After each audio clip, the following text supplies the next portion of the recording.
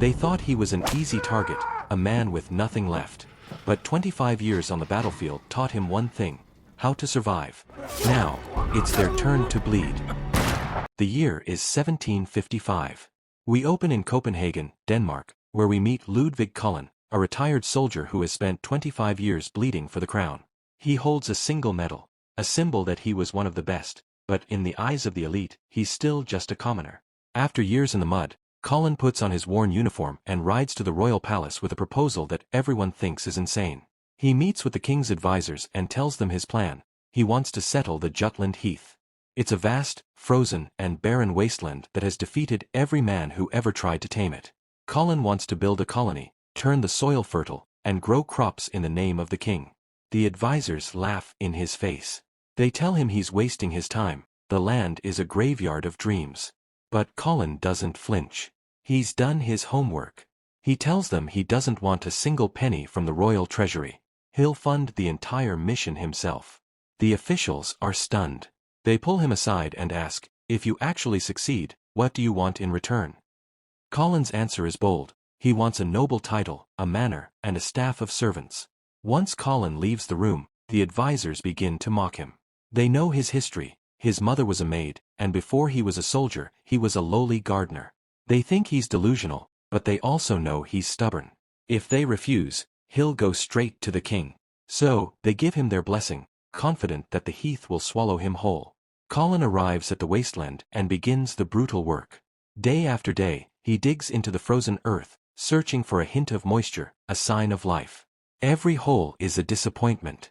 One evening, while returning from the woods, he spots a little girl crying for help. It's a trap. A group of outlaws ambushes him, but they clearly didn't check his military record.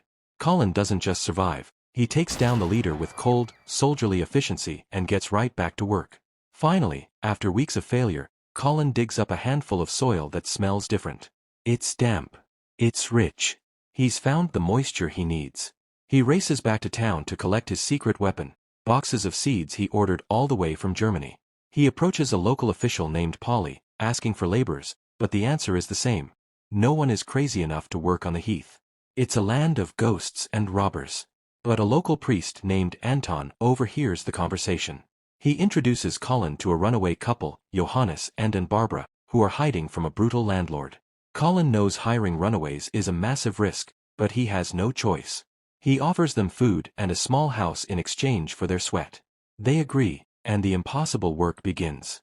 As Cullen strikes the first shovel into the damp soil, we are introduced to his ultimate enemy, Frederick de Dinkle, a wealthy, arrogant noble who believes the heath belongs to him and him alone. The war for the wasteland has officially begun. Word travels fast on the frontier. A local magistrate named Bondo visits the arrogant Frederick de Dinkle, informing him that Cullen is building what he calls a royal settlement on the heath. De Dinkle is livid. He spent his life claiming that land is worthless, and now a common soldier is proving him wrong. He decides right then that if the land is going to be fertile, it will belong to him, not the king. Out on the heath, life is a grind, and Barbara is doing her best to keep the camp running, but Cullen is a perfectionist. He's a man of discipline, and when the food isn't right, he's vocal about it. Despite the friction, Barbara and Johannes are dreaming of a future. Late at night, as she tends to Johannes's wounds, she whispers about leaving by next year to live by the sea. But Johannes is drawn to Cullen's mission. He sees the captain working alone in the dark and goes to help. Johannes was a farmer in his old life, and Cullen finally realizes he has a partner who actually understands the soil. But when Johannes asks what they are planting, Cullen stays silent. He's guarding a secret that could change everything. The next day, chaos breaks out when a young, wild girl named On My sneaks into camp and steals a hen. The workers refuse to chase her, terrified by superstitions that she's cursed or a ghost shadow. Cullen, a man of science and war, has no time for ghost stories. He tells them plainly, "Next time, catch her." The tension spikes when Sergeant Pressler, de Dinkle's right-hand man, arrives at the camp. And Barbara and Johannes dive into hiding. They are runaway servants, and if caught, their lives are over. Pressler delivers a request that sounds more like a threat. De Dinkle wants Cullen at his manor for dinner. That evening, Cullen enters the lion's den. He meets Edel, a high-born woman who is trapped in a political marriage with the cruel de Dinkle. During dinner, Dinkle tries to humiliate Colin, mocking his journey from a gardener to a captain. He demands Colin abandon the heath, claiming the land is his. Colin doesn't blink. He stares down the noble and says, "I have the king's seal. No one stops me." Infuriated, Dinkle insults Colin's birth, calling him an illegitimate child. Colin walks out, but as he reaches his horse, Edel finds him. She isn't like the others. She secretly invites him to an upcoming festival and hands him her handkerchief, a silent sign of an alliance. Colin returns home to find a disaster. While he was away, Pressler returned and bribed every single worker with double pay. Colin is now standing alone on the barren heath with no labor and winter fast approaching. Dinkle thinks he's won. He thinks Colin will run out of money and freeze. But Colin is an underestimated hero for a reason. Father Anton suggests they hire the people the world has forgotten, the dark travelers and outlaws living in the woods. That night, Colin catches the young thief, on my, again. Instead of punishing her, he demands she lead him to her tribe. He faces their chief, not with a sword, but with an offer. "Work for me, and you won't have to steal. I'll give you a home." The chief is skeptical. To prove his word, Colin does the unthinkable. He hands over 20 coins and his only prized possession, his military medal. With the dark travelers finally on his side, the heath is transformed. They work through the night, clearing the brush and burning the waste to enrich the soil. But Dinkle's spies are everywhere. Sergeant Pressler watches from the shadows, reporting every move back to the manor, including the fact that Colin is using outlaws, a move that is technically illegal. To boost the land's fertility, Colin sends Johannes on a dangerous trek to the coast to bring back sea mineral soil. Meanwhile, it's the day of the royal festival. Colin arrives at the manor, looking every bit the captain, and finds Edel waiting for her. She has dressed specifically to catch his eye, ignoring Dinkle entirely. In a quiet moment, she confesses her father's plan. She is to marry Dinkle to secure her family's wealth. But her heart belongs to Colin. She makes him a promise: if he can win his noble title by next year, she will marry him instead. They share a desperate, secret kiss, a pact made in the lion's den. But the celebration turns into a nightmare. Dinkle calls his guests together for a demonstration. He reveals he has captured a runaway thief. It's Johannes. Dinkle mocks the man, claiming he provided everything for him, only to be met with betrayal. Then, in a display of pure, psychopathic cruelty, he has Johannes executed in front of the horrified crowd, pouring boiling water over him until the life leaves his body. Dinkle leans into Colin's ear, whispering a final warning: "Get rid of your outlaws, or you're next." Colin returns to the heath carrying the broken body of his friend. The sight is too much for the travelers. Terrified of Dinkle's wrath, they flee back into the woods. Even and Barbara prepares to leave, her spirit crushed by the loss of her husband. Before she goes, she tells Colin the dark truth. Dinkle didn't just want their labor. He systematically abused the women under his roof. They didn't just run for freedom, they ran for their lives. Colin realizes he cannot do this alone. He stops and Barbara, pleading with her to stay. He needs a partner, not just a maid.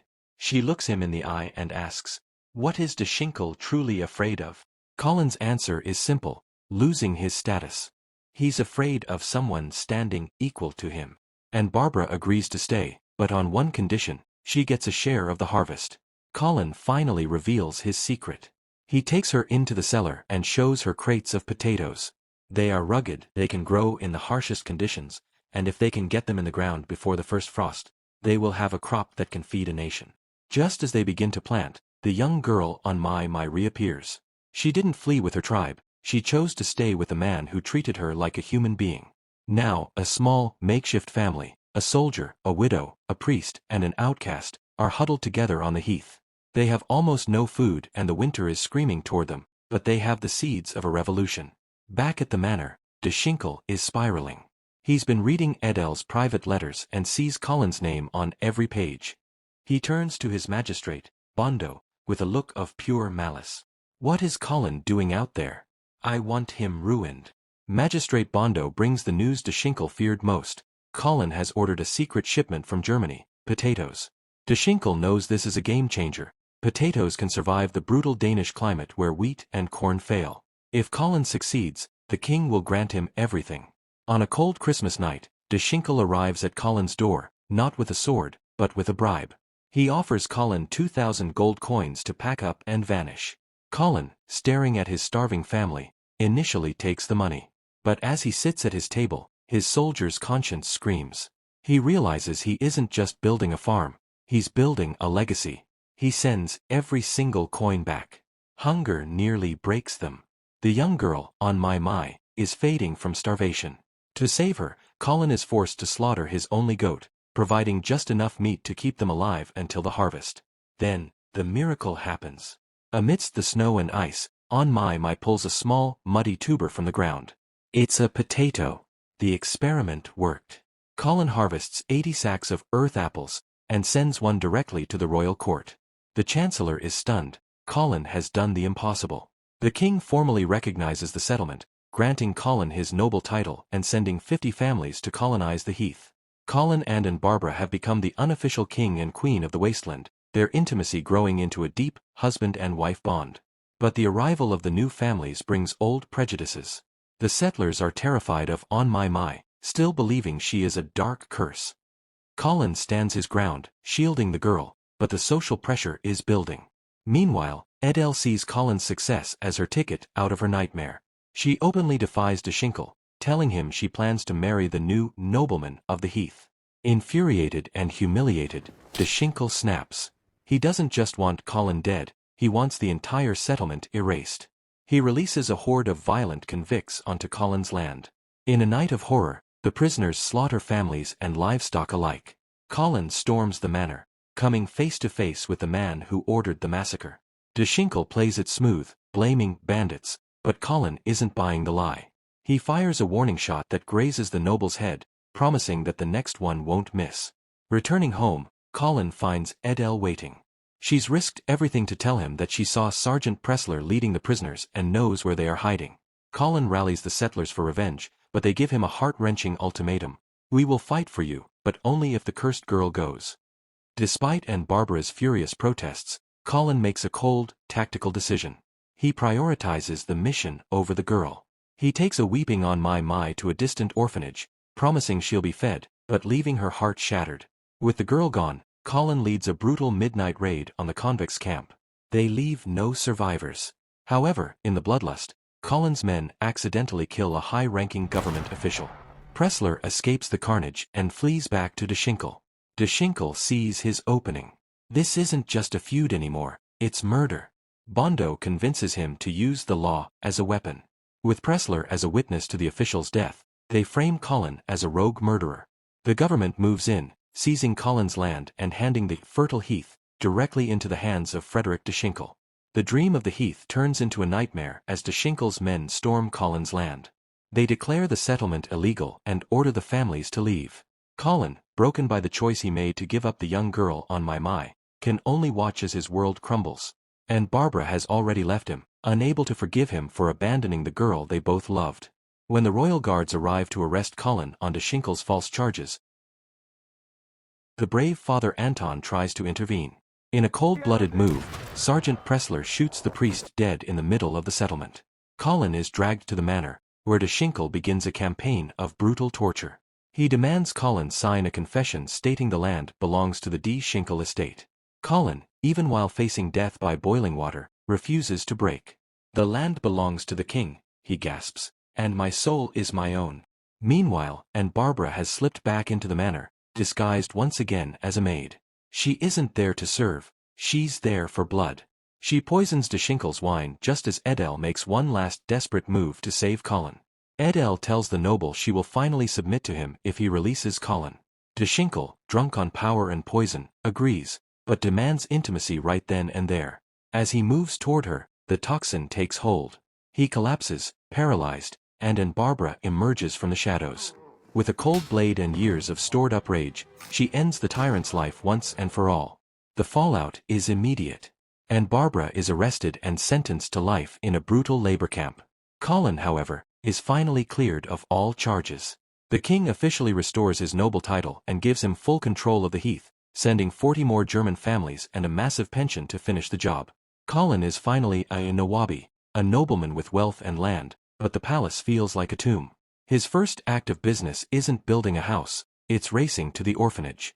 He finds on my, covered in dirt and exhausted from forced labor.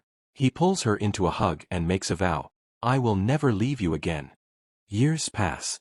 The settlement thrives. The heath is green, my has grown into a beautiful young woman, and Colin is respected by all. But then, a letter arrives. The Chancellor informs Colin that Barbara is being transferred to a slave's jail, a death sentence where no one survives. Colin looks at the title he worked 25 years to earn and realizes it's just a piece of paper. He helps my pack her bags, encouraging her to marry the young man she loves and start a life of her own. With a heavy heart, he watches her ride away, knowing he has one final mission. In a daring midnight ambush, the great captain intercepts the prison transport. He kills the guards and pulls Barbara from the cage. He doesn't take her back to the heath. He knows that by saving her, he is becoming a fugitive, a man with no land and no title. But as they ride off into the horizon together, Colin finally understands. He didn't find the promised land in the soil, he found it in the people he was willing to lose everything for. And that is the epic conclusion to The Promised Land. A soldier who gave up a crown to find his soul.